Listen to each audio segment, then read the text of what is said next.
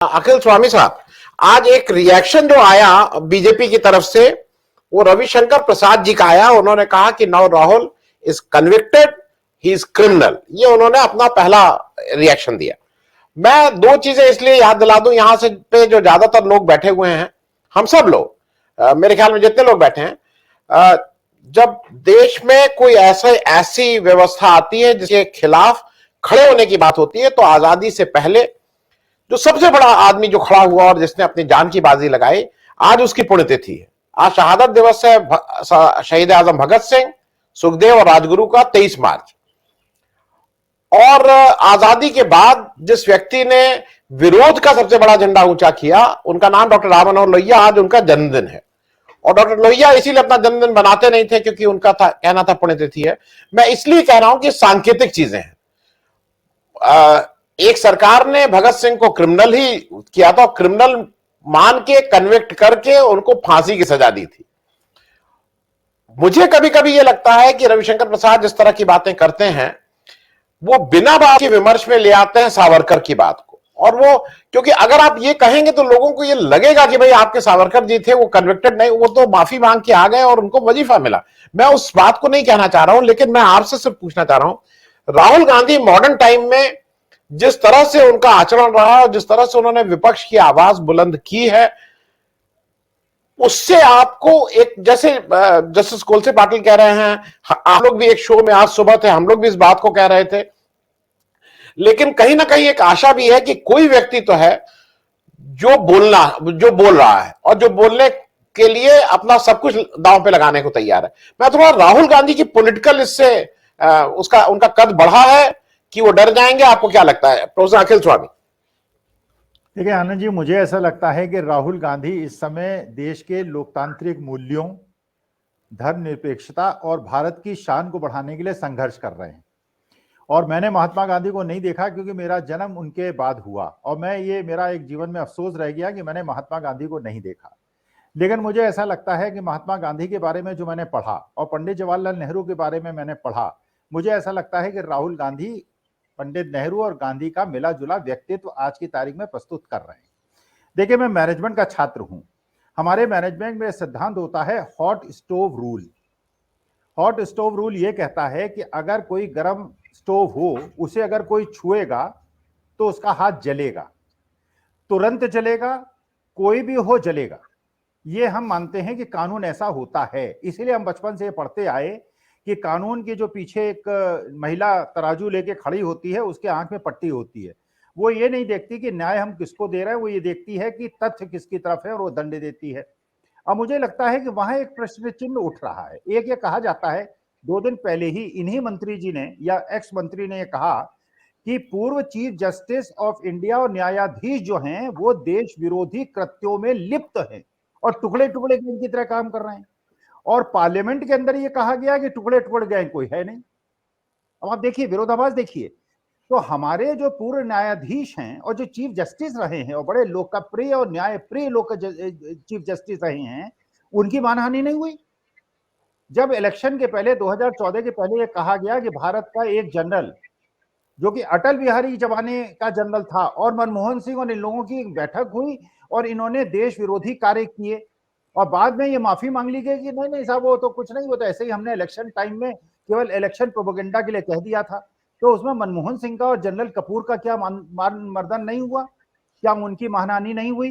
Case नहीं हुआ? अब प्रश्न ये उठता है, देखिए ये प्रश्न तो देखिए अब उठेगा, ये तो प्रश्न उठेगा। मैं कोई मानहानि नहीं कर रहा, मैं किसी के खिलाफ कोई बात नहीं कर रहा, किसी स्टेट के खिलाफ कोई बात नहीं कर रहा। एक स्टैटिस्टिक्स का स्टूडेंट हूं मैं, सांख्यिकी का स्टूडेंट हूं। मैं ये लिस्ट जरूर बनाऊंगा और ये लोगों ने लिस्ट बनाई, उसको आप भी चेक कर लीजिएगा और बाकी लोग भी चेक कर लें। जितने लोग भारत छोड़ के भागे हैं देश की संपदा को लूट कर, उसमें किस स्टेट के कितने हैं आपको सब सामने आ जाएगा, आपको पता चल जाएगा। अच्छा, दूसरी बात ये देखिए कि अदानी जी को बचाने के लिए पूरे देश की जो वो है एक संस्कृति है और एक सभ्यता है और देश को दांव पे लगा दिया आपने। पूरा विश्व ये कह रहा है कि गौतम अडानी, विनोद अडानी की जांच करा लो। आप उस लड़की की जांच करा लेते हैं जो कविता पढ़ती है, आप उस आदमी को हवाई जहाज से उड़ा लेते हैं, उतार लेते हैं जो एक मिस स्पेल कर देता है और उसके जीप जो है स्लिप कर जाती है। और जब पूरा विश्व कह रहा है कि अच्छा, फिर एक और प्रश्न का जवाब दे दें आनंद जी, आप अगर इस आपके चर्चा के माध्यम से मंत्री महोदय ये बता दें, ये जो एक पटेल साहब घूम रहे थे कश्मीर के अंदर, इसके पहले घूमे थे उत्तराखंड में और उसके पहले घूमे थे रूस के अंदर, और वहां उनको 5 सितारी सुविधा दी गई थी और Z+ सिक्योरिटी दी गई थी। क्या Z+ सिक्योरिटी अगर मैं और आप स्मार्ट होंगे तो हमको मिल जाएगी क्या? उन्हें किस आधार पे मिली? किस आधार पे देश की गोपनीय सूचना उन्होंने प्राप्त की?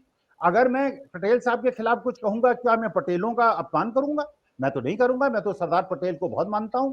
मैं गुजरातियों का अपमान नहीं करूंगा क्योंकि महात्मा गांधी मेरे आराध्य है, मैं उनको सबसे ज्यादा पूजनीय मानता हूं।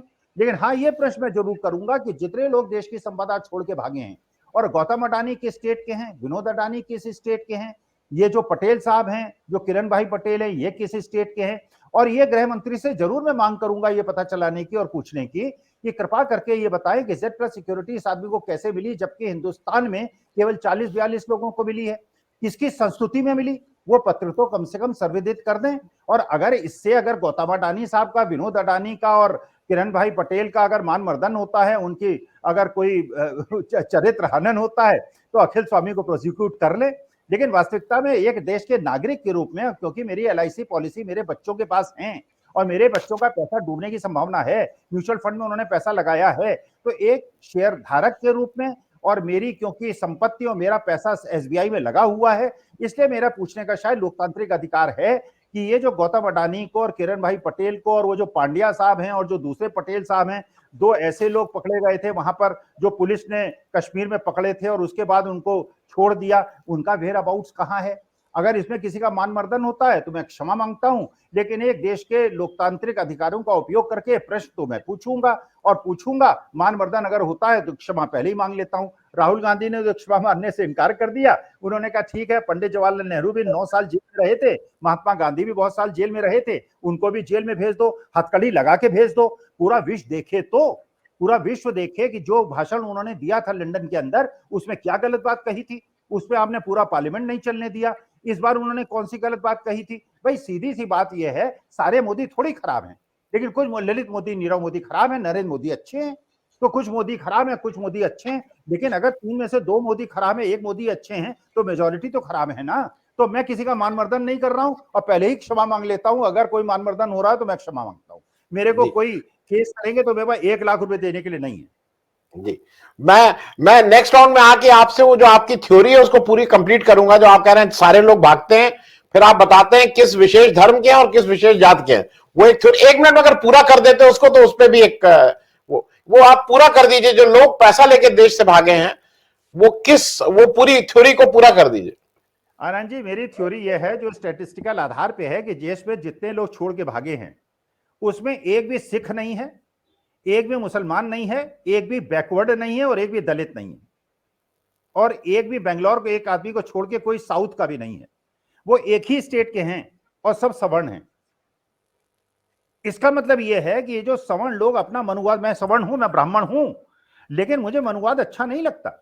मुझे जब दलितों को पेड़ में बांध के पीटा जाता है, मुझे सही में अच्छा नहीं लगता। अगर किसी मुसलमान को जिंदा जला दिया जाता है, क्रिश्चियन को जला दिया जाता है, मुझे अच्छा नहीं लगता। मेरा ब्राह्मण मन जो है वो ये चीत्कार करता है, और मैं माफी मांगने के लिए दलितों से और बैकवर्ड से ही करता हूं कि अगर मेरे पूर्वजों ने कोई अत्याचार अन्याय तुम पे किया है, मैं दंड भुगतने के लिए तैयार हूं, मैं प्रायश्चित करूंगा। मेरे मरने के बाद ब्रह्मभोज नहीं होगा, दलित भोज होगा। आइएगा मेरे घर में, जीविएगा, मैं आपकी पूजा करूंगा, आपके चरण स्पर्श करूंगा, मेरे परिवार वाले आपके चरण स्पर्श करेंगे, क्योंकि हमारे पूर्वजों ने अगर अत्याचार किया है तो मैं भुगतूंगा। लेकिन अगर औरंगजेब ने कोई गलती की है, तो ये जो पंचर बनाने वाला बेचारा जो अपना शरीर दफन करने के लिए हिंदुस्तान के लिए अंतर तैयार है, अशफाकुल्ला खां और अब्दुल हमीद और बिस्मिल्लाह खां और ये ब्रिगेडियर उस्मान के संतानें हैं, उन्हें कष्ट क्यों देते हो?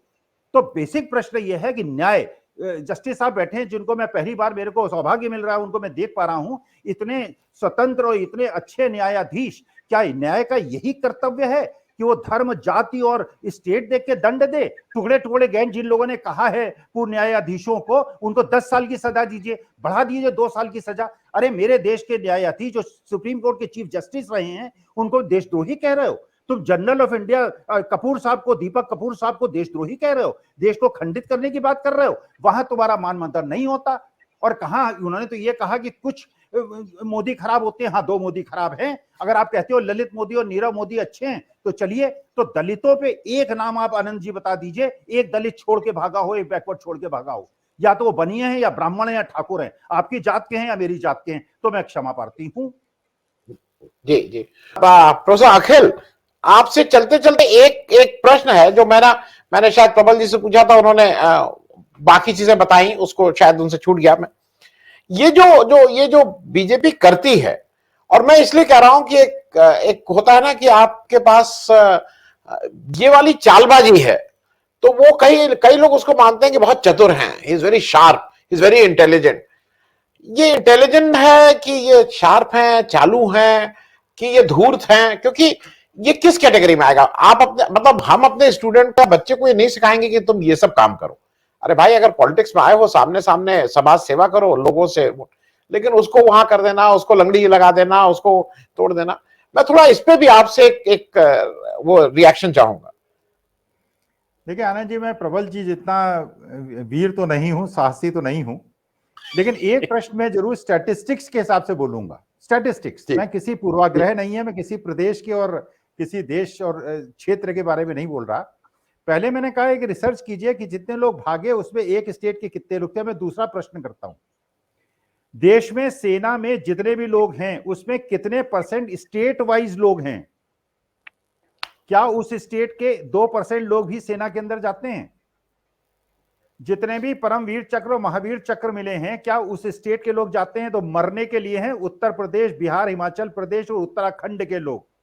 उनको उलझा दिया है मंदिर में, और सारे जो उद्योग लग रहे हैं वो उनके प्रदेश में लग रहे हैं जहां से लोग छोड़ के देश भाग जाते हैं, देश की संपदा लूट के, और सेना में कोई मरता नहीं है। ये उत्तर प्रदेश, बिहार, महाराष्ट्र के और तमिलनाडु के और हिमाचल और उत्तराखंड के लोगों को समझना है। इस देश में एक प्रदेश पूरे देश में राज्य नहीं करेगा। किरण भाई पटेल Z+ सिक्योरिटी लेके कैसे पहुंचे? उनके साथ दो गुजराती और थे, उनको पूछताछ करके पुलिस ने कैसे छोड़ दिया? इतना बड़ा देश की संप्रभुता पे आघात है। अडानी जी पे कार्रवाई नहीं हो रही है क्योंकि उस प्रदेश के लोग अब पूरे देश पे राज्य कर रहे हैं। देश में उस स्टेट का एक प्रभुत्व चल रहा है, उनके लिए कानून दूसरा है, और उत्तर प्रदेश वालों के लिए और बाकी देश के लिए कानून दूसरा है। पूर्वाग्रह नहीं कर रहा हूं, प्रदेश को मैं बहुत सम्मान करता हूं। अभी गुजरात घूम के आया हूं। महात्मा गांधी मेरे आराध्य हैं, मेरे पूज्य हैं। उनके जन्म स्थल पे माथा रख के रोया हूं मैं, क्योंकि उस व्यक्ति को मैं विश्व की महानतम संत मानता हूं। लेकिन ये 2 प्रश्नों का जवाब जनता को सोचना पड़ेगा। सारे भागने वाले एक प्रदेश के क्यों हैं, और उस प्रदेश के लोग सेना में क्यों नहीं है, और महावीर चक्र और परमवीर चक्र उनको क्यों नहीं मिला है? मरने के लिए मेरे उत्तर प्रदेश और बिहार के लोग, और भागने के लिए किसी दूसरे प्रदेश के लोग। अब ये देश में चलेगा नहीं आनंद जी। जी।